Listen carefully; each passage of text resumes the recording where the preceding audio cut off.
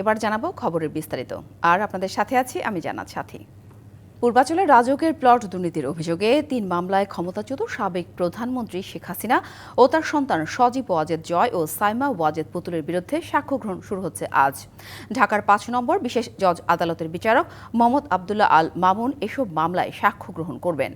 সাক্ষ্য দেওয়ার জন্য দুদকের উপপরিচালক সালাউদ্দিন, সহকারী পরিচালক আফনান জান্নাত কেয়া ও এম রাশিদুল হাসানকে আদালতে হাজির হতে সমন জারি করা হয়েছে। এর আগে ক্ষমতার অপব্যবহার করে পূর্বাঞ্চল নতুন শহর প্রকল্পে ৩০ কাঠা সরকারি জমি বরাদ্দ নেয়ার অভিযোগে পৃথক ৩টি মামলা করে দুদক। এর আগে গত ৩১শে জুলাই এই ৩ মামলায় আসামিদের বিরুদ্ধে অভিযোগ গঠন করে বিচার শুরুর আদেশ দেয় আদালত।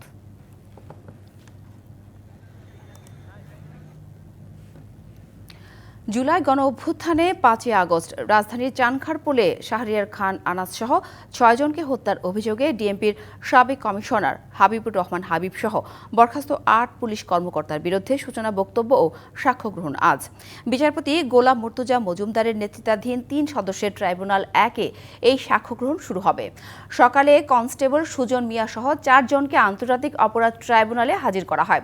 এই মামলায় ৮ আসামির মধ্যে শাহবাগ থানার সাবেক ওসি আরশাদ হোসেন, কনস্টেবল সুজন মিয়া, ইমাজ হোসেন ইমন ও নাসিরুল ইসলাম গ্রেপ্তার আছেন। আর পলাতক আছেন ডিএমপির সাবেক কমিশনার হাবিবুর রহমান, যুগ্ম কমিশনার সুদীপ কুমার চক্রবর্তী, রমনা অঞ্চলের সাবেক অতিরিক্ত উপকমিশনার শাহ আলম আক্তারুল ইসলাম ও রমনা অঞ্চলের সাবেক সহকারী কমিশনার মোহাম্মদ ইমরুল। ৩ দিনের সফরে দুপুরে মালয়েশিয়া যাচ্ছেন প্রধান উপদেষ্টা ডক্টর মোহাম্মদ ইউনূস। বেলা ২:৩০টার দিকে হযরত শাহজালাল আন্তর্জাতিক বিমানবন্দর ছাড়বেন তিনি। এবারের সফরে ৫টি সমঝোতা স্মারক সই হওয়ার কথা রয়েছে।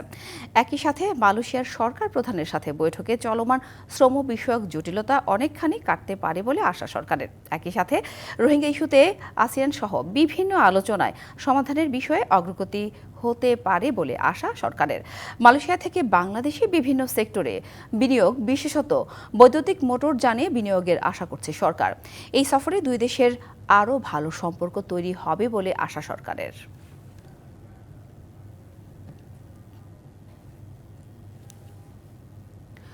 সবকিছু ঠিক থাকার পরও ২০২৪ সালে মালয়েশিয়া যেতে পারেননি ১৭,০০০ বাংলাদেশি কর্মী।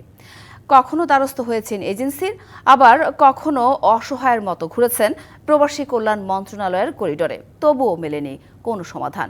প্রধান উপদেষ্টার সফরের মধ্য দিয়ে সমাধান আসবে এমন প্রত্যাশা তাদের। বাংলাদেশ মালয়েশিয়া বৈঠকে শ্রমবাজার সম্প্রসারণের পাশাপাশি কর্মী নেয়ার ক্ষেত্রে স্বচ্ছ প্রক্রিয়ার বিষয়টি গুরুত্ব পাবে বলেও মনে করা হচ্ছে। অন্তর্বর্তীকালীন সরকারের ৫ আগস্ট গণ অভ্যুত্থানের পর ডক্টর মোহাম্মদ ইউনূসের নেতৃত্বে ৮ আগস্ট গঠিত হয় নতুন অন্তর্বর্তী সরকার। ১৩ আগস্ট টেলিফোনে প্রধান উপদেষ্টাকে অভিনন্দন জানিয়ে সব ধরনের সহযোগিতার আশ্বাস দেন মালয়েশিয়ার প্রধানমন্ত্রী আনোয়ার ইব্রাহিম। সে সময় মালয়েশিয়ার প্রধানমন্ত্রীকে বাংলাদেশের সফরে আমন্ত্রণ জানায় প্রধান উপদেষ্টা। গেল বছরের ৪ অক্টোবর এক সংক্ষিপ্ত সফরে ঢাকায় আসেন মালয়েশিয়ার প্রধানমন্ত্রী। আর আনোয়ার ইব্রাহিমের আমন্ত্রণে ৩ দিনের সফরে মালয়েশিয়া যাচ্ছেন প্রধান উপদেষ্টা। রোহিঙ্গা প্রত্যাবাসন ও জনশক্তি রপ্তানির পাশাপাশি দুদেশের স্বার্থ সংশ্লিষ্ট বিষয়ে স্থান পেতে পারে আলোচনায়। দুই নেতার বৈঠকের মধ্য দিয়ে শ্রমবাজার সম্প্রসারণ ও যেসব শ্রমিকরা মালয়েশিয়া যেতে পারেনি তাদের বিষয়ে সমাধান আসবে এমন আশা ভুক্তভোগীদের। মালয়েশিয়া নতুন করে পুলিং খুলছে, কিন্তু সেই ৫ লাখ ৬ লাখ টাকা লাগে যাইতে। ইন্ডিয়া, পাকিস্তান ওরা কম টাকা দিতে পারে, আমাদের দেশে যাইতে পারি না কেন? মালয়েশিয়া শুধু নয়, সব দেশের শ্রমিক এইভাবে অবহেলিত। বর্তমান সরকারের কাছে আকুল আবেদন জানাবো যাতে আমরা সহ যারা আছে বাংলাদেশের প্রবাসী ভাইরা ওদের সবাইকে ভালো একটা ফ্যাসিলিটি দেয়। অভিবাসন খাত সংশ্লিষ্টদের প্রত্যাশা, এই সফরের মধ্য দিয়ে দেশটিতে বাংলাদেশ থেকে কর্মী নেওয়ার ক্ষেত্রে স্বচ্ছ প্রক্রিয়া অনুসরণ করার বিষয়টি নিশ্চিত হবে। ৭,০০০ প্লাস আরও 10,০০০ পেন্ডিং আছে, এটা নিষ্পত্তি করে একটা রোড ম্যাপ নিয়ে আসবেন এবং আগামীতে যেন মালয়েশিয়ার দ্বার সকলের জন্য উন্মোচিত হয়। অন্য 14টি কান্ট্রি যেভাবে মালয়েশিয়াতে শ্রমিক পাঠায়, ঠিক বাংলাদেশের ক্ষেত্রেও কিন্তু একই নিয়ম যেন হয়। এখানে কম খরচে, সরকারের যৌক্তিক নির্ধারিত খরচে যেন সকল বৈধ রিক্রুটিং এজেন্সি কর্মী পাঠাইতে পারে। স্বল্প ব্যয় এবং স্বচ্ছতার সাথে এই দেশ থেকে শ্রমিক যাবে, শ্রমিক উপকৃত হবে, দেশ উপকৃত হবে। রবিবার রাজধানী ফরেন সার্ভিস একাডেমিতে প্রধান উপদেষ্টার মালয়েশিয়া সফর নিয়ে কথা বলেন প্রেস সচিব। মালয়েশিয়ার সাথে আমাদের এবার খুব অনেক গভীর আলোচনা হবে, অনেক বিষয়ে আলোচনা হবে, এইটুকু আমরা বলতে পারি। আমরা আশা করছি সামনে মালয়েশিয়া আরো বাংলাদেশের দিকে শ্রমিক নেবেন। ডক্টর আনোয়ার ইব্রাহিম এবং আমাদের প্রফেসর মোহাম্মদ ইউনূসের সাথে আমরা মনে করছি যে এই বিষয়ে এই মাইগ্রেশনটা একটা ইম্পর্টেন্ট ইস্যু থাকবে এই আলোচনায়। নানান অনিয়ম, দুর্নীতি, অর্থ পাচারের অভিযোগে গেল 15 বছরে 3 দফা বন্ধ হয়ে যায় মালয়েশিয়ার শ্রমবাজার। প্রধান উপদেষ্টা এই সফরের মধ্য দিয়ে দুই দেশের বিনিয়োগ বাড়ার পাশাপাশি জনশক্তি রপ্তানিতে নতুন গতি পাবে, এমনটাই প্রত্যাশা সবার। Mahmudul Hasan Nazim, DBC news, Dhaka. জাতির উদ্দেশ্যে ভাষণে প্রধান উপদেষ্টা সরকারের অর্জনগুলো ভালোভাবে তুলে ধরতে পারেননি বলে মনে করেন অর্থনীতিবিদ ডক্টর দেবপ্রিয় ভট্টাচার্য। তিনি বলেন, জুলাই সনদে জাতির সামনে তিনি অর্ধসত্য তুলে ধরেছেন। ইতিহাস নিয়ে খেলার চেষ্টা করলে তার ফল ভালো হয় না বলেও মন্তব্য করেন তিনি। ডিবিসি নিউজকে দেয়া বিশেষ সাক্ষাৎকারে অন্তর্বর্তী সরকারের 1 বছরের মূল্যায়ন তুলে ধরেন দেবপ্রিয়।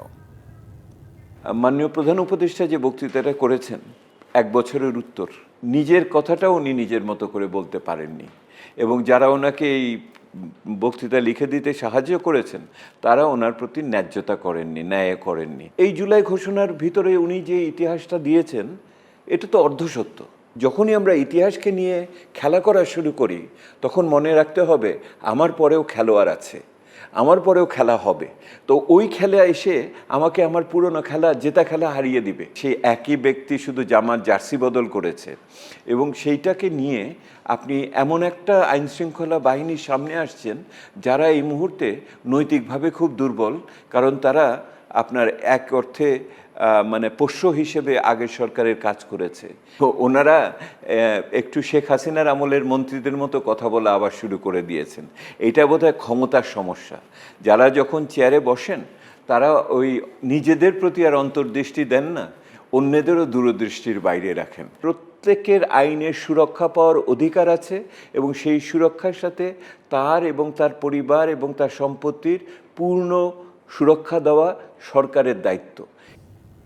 জেলায় সংকট সমস্যা, তা থেকে উত্তরণের চ্যালেঞ্জ আর সম্ভাবনার কথা তুলে ধরতে চলছে DBC express.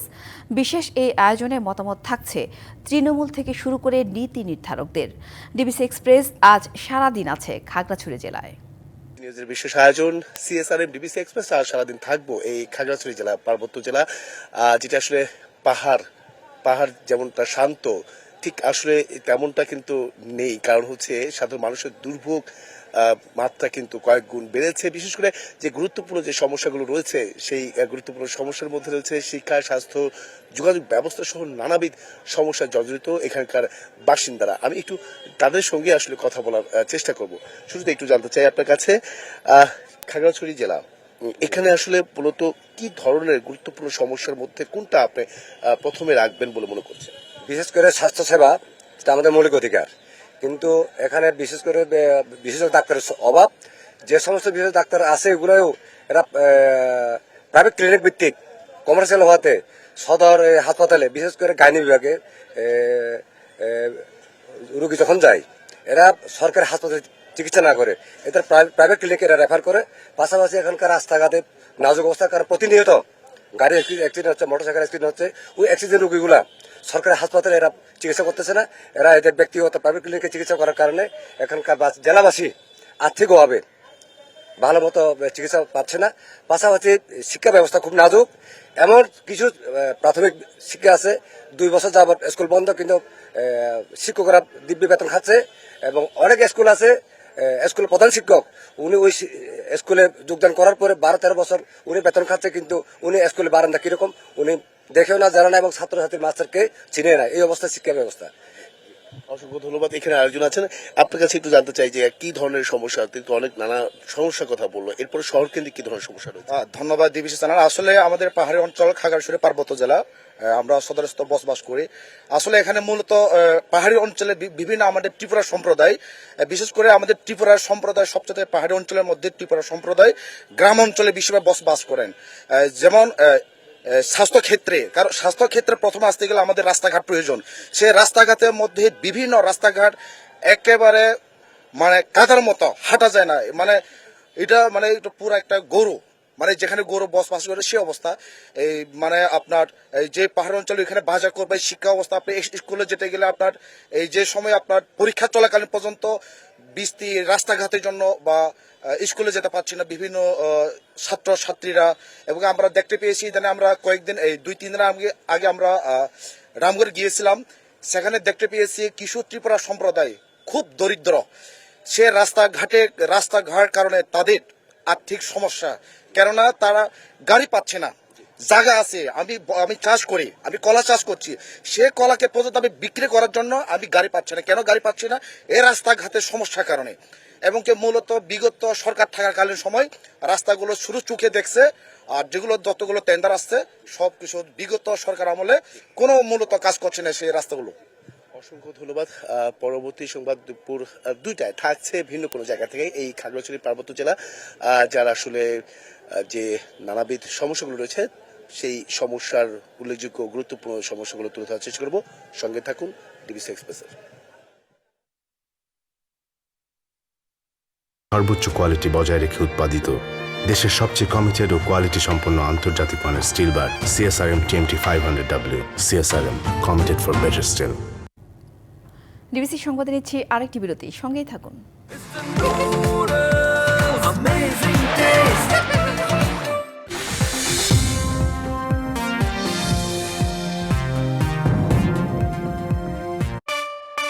Brought to you by Walton Smart Freeze। বাহ, সুন্দর তো। এটা প্রোটেক্টর মেটাল ডোর, খুবই মজবুত। বেডরুমে কি দরজা লাগিয়েছো দেখি? এটা প্রোটেক্টর উডেন ডোর, পুরোটাই সানপ্রুফ। আর ওটা প্রোটেক্টর ফ্ল্যাশ ডোর, খুবই দারুণ। আর কিচেনে প্রোটেক্টর গ্লাস ডোর। সবই তো দেখছি প্রোটেক্টর ডোর। 25 বছরের ওয়ারেন্টিযুক্ত দীর্ঘস্থায়ী দরজা প্রোটেক্টর। সফল হতে চাও তো রোদে বের হও। গ্লো থাকে একই প্রখর রোদেও। Glow and Lovely serum cream এর মাল্টিভিটামিন সিরাম ত্বকের 3 স্তর গভীরে যায় আর দেয় 40% বেশি উজ্জ্বলতা। এ যেন ইতিহাসের ছায়া ফিরে এসেছে। 1941 সালের অস্থির বিশ্ব যেন প্রতিফলিত হচ্ছে 2025-এর বৈশ্বিক প্রেক্ষাপটে। যুদ্ধের ঘনঘটা, অর্থনৈতিক অনিশ্চয়তা, জাতীয়তাবাদের উত্থান আর প্রযুক্তির ঝোড়ো পরিবর্তনে দুলছে আন্তর্জাতিক রাজনীতি। সময় কি সত্যি সরলরেখায় চলে, নাকি এক অদৃশ্য চক্রে ঘুরপাক খায়? সম্প্রতি বিশ্বজুড়ে আলোচনার কেন্দ্রে উঠে এসেছে একটি অদ্ভুত মিল। 2025 সালের ক্যালেন্ডার হুবহু মিলে গেছে 1941 সালের সঙ্গে। প্রতিটি দিন, তারিখ, প্যাটার্ন যেন সময়ের অদৃশ্য সুতোয় বাঁধা। 1941 সাল এক ভয়াল বছর। দ্বিতীয় বিশ্বযুদ্ধের উত্তাল ঢেউ ছড়িয়ে পড়েছিল চারদিকে। হিটলারের অপারেশন বারবারোসা, পার্ল হারবারের জাপানি হামলা, ইউরোপ জুড়ে রাজনৈতিক অস্থিরতা, ভয়ঙ্কর অর্থনৈতিক সংকট। বিশ্ব ছিল টালমাটাল, বিশ্বাসঘাতকতা আর ধ্বংসের ঘূর্ণিতে। আর আজ 2025-এ একবিংশ শতাব্দীর বাস্তবতায় দাঁড়িয়ে আমরা কি 1941 সালের ছায়ায় হেঁটে চলেছি? দেখা যাচ্ছে সাদৃশ্যগুলো কেবল ক্যালেন্ডারেই নয়, বিশ্ব রাজনীতির পাতায়ও। সাইবার যুদ্ধ, ড্রোন হামলা, তথ্যযুদ্ধ, সবাই অস্ত্র তুলে নিয়েছে। তবে আকারটা বদলে গেছে। বিশ্বজুড়ে চলছে লড়াই, যার শিকারে পরিণত হচ্ছে প্রতিটি সাধারণ মানুষ। ইউক্রেন রাশিয়া সংঘাত এক নতুন স্নায়ুযুদ্ধের জন্ম দিয়েছে। জড়িয়ে যাচ্ছে দুই পরাশক্তি যুক্তরাষ্ট্র, রাশিয়াও। তাইওয়ানকে কেন্দ্র করে চীন যুক্তরাষ্ট্রের উত্তেজনা, ভারত পাকিস্তানের সীমান্ত দ্বন্দ্ব, ইরানের সঙ্গে ইসরায়েলের, এমনকি যুক্তরাষ্ট্রের সরাসরি যুদ্ধ, সব মিলিয়ে পৃথিবী যেন আবারও বিভক্ত হচ্ছে দুটি মহাশক্তির মেরুতে। 1941 সালে যুদ্ধ প্রযুক্তির দ্রুত উন্নয়ন ঘটায় রাডার, কোড ভাঙা, জেট ইঞ্জিন, পারমাণবিক গবেষণায়। আর এদিকে 2025 সালে এআই, অটোমেশন, কোয়ান্টাম কম্পিউটিং ও বায়োটেকনোলজির কারণে অর্থনীতি ও সামরিক কৌশল দ্রুত পরিবর্তন হচ্ছে। 1941 সালে রাষ্ট্রীয় প্রোপাগান্ডা ও নজরদারি ছিল যুদ্ধের অংশ।